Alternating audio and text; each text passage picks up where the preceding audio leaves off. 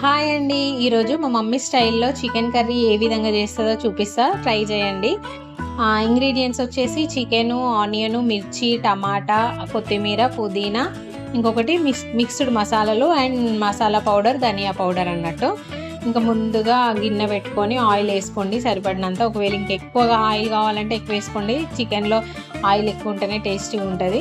ఇంకా ఆయిల్ వేసుకొని మా మమ్మీ అయితే ముందు మసాలాలు వేసింది. ఇంకా తర్వాత ఆనియను, మిర్చి అవి మంచిగా ఫ్రై చేస్తుంది. అవి మంచిగా ఫ్రై అయిన తర్వాత కొద్దిగా అల్లం వెల్లుల్లి పేస్ట్, అలాగే పసుపు వేసింది.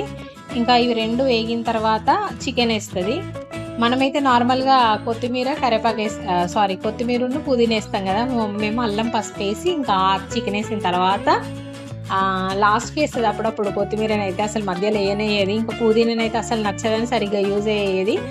ఇంకా చికెన్ వేసుకొని మంచిగా కలుపుకొని కొంచెం ఉడికిన తర్వాత టమాటాలు వేసుకొని టమాటాలు కూడా మంచిగా కలిపి మంచిగా ఫ్రై అయినాయి అన్నప్పుడు ఇంకా కొద్దిగా ఉప్పు, కారం వేసుకొని అవి కూడా మంచిగా ఫ్రై చేసుకొని ఇంకా తర్వాత కొద్దిగా వాటర్ వేసి మళ్ళీ కర్రీ మొత్తం గ్రేవీగా దగ్గరికి వచ్చే వరకు వేయించుకొని ధనియా పౌడర్, మసాలా వేసుకుంటే సరిపోతుంది.